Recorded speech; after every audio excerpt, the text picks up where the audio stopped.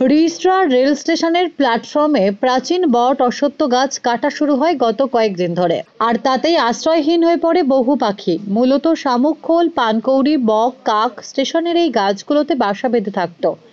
সেই গাছের ডালে কোপ পড়তেই বাসা ভেঙে নিচে পড়ে যায় অনেক পাখি। সদ্য ডিম ফুটে বেরিয়েছে, চোখ ফোটেনি, এখনো উঠতে শেখেনি এমন অনেক পাখির ছানা মারা গেছে। খবর পেয়ে স্থানীয় পরিবেশপ্রেমী, পশু প্রেমীরা এসে পাখিদের বাঁচানোর চেষ্টা করেন। খবর দেওয়া হয় বন দপ্তরে। এটা অত্যন্ত নিন্দনীয় পদক্ষেপ।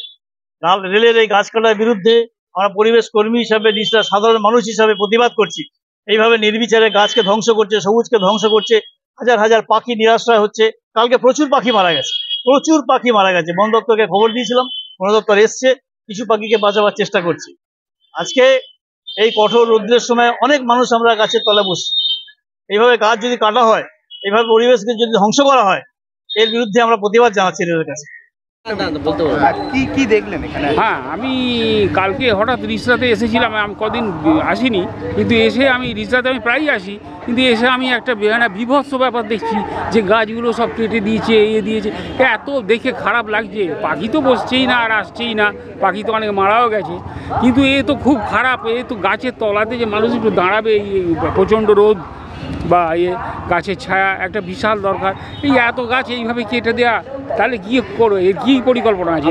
প্রচন্ড গরমে সবাই বলছি গাছ লাগান, সেইখানে রেল গাছ কাটছে। রেল কেন গাছ কাটলো বুঝতে পারছি না। এরা কি নতুন করে আবার কি গাছ লাগাবে না কি করবে? এদের কি পরিকল্পনা আছে? কেন এইভাবে গাছগুলোকে কাটা হলো?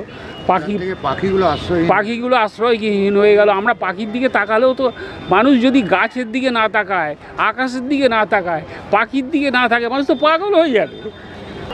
এরকম তো গাছ কাটা উচিত নয়। মানে এখানে অনেক লোক দাঁড়ায়, পাখিদেরও অনেক মারা গেছে শুনছি। এটা তো ঠিক নয়। যদি গাছপালা, যদি পাতা একটু বেশি হয়ে যায়, যদি ট্রেন ওভারহেড তারের কানেকশানে যদি অসুবিধা হয়, তাহলে অল্প কিছু ছেঁটে দেওয়া উচিত ছিল, দিয়ে সেটাকে ব্যবস্থা নেওয়া উচিত ছিল। কিন্তু তা বলে এরকমভাবে পুরো কেটে নামিয়ে দেওয়ার তো কোনো মানে হয় না। এটা তো মানে সাধারণ লোকের অসুবিধে। গাছটা অনেকেই আমরা হাওয়া এসে দাঁড়াই অনেক সময় গরমকালে, প্লাস পাখি তো আস্তে আস্তে এমনি গাছপালা দেশ থেকে চলে যাচ্ছে, মানে পাখি তো নেই। এবার ট্রেনের এখানেও যদি শুরু করে দেয় এরকমভাবে, তো খুব বাজে জিনিস হয়ে যাচ্ছে। এটা তো উচিতই নয়, একদমই কাম্য নয়। কী চাইছেন আপনার? এর বিরুদ্ধে কোনো ব্যবস্থা নেওয়া হোক একটা। যারা করেছেন নিশ্চয়ই এটা আইনত কোনো ব্যবস্থা নেওয়া উচিত, এটা আমার মনে হয়। কী বলবো, রিষড়া স্টেশনে বা সাউরাফল স্টেশনে বা ডানকুনি স্টেশনে গাছ বারবারই কাটা চলছে, আমি দেখেছি।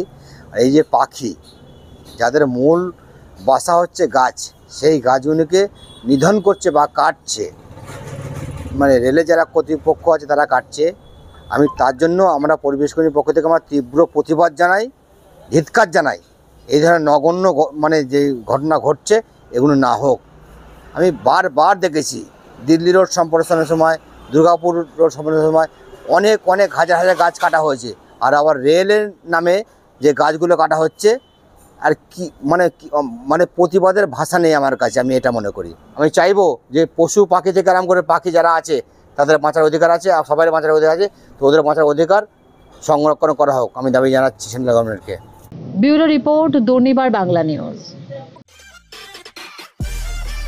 সব খবর সবার আগে পেতে আমাদের চ্যানেলটি সাবস্ক্রাইব করুন এবং পাশে থাকা বেল আইকনটিতে ক্লিক করুন, লাইক ও শেয়ার করুন।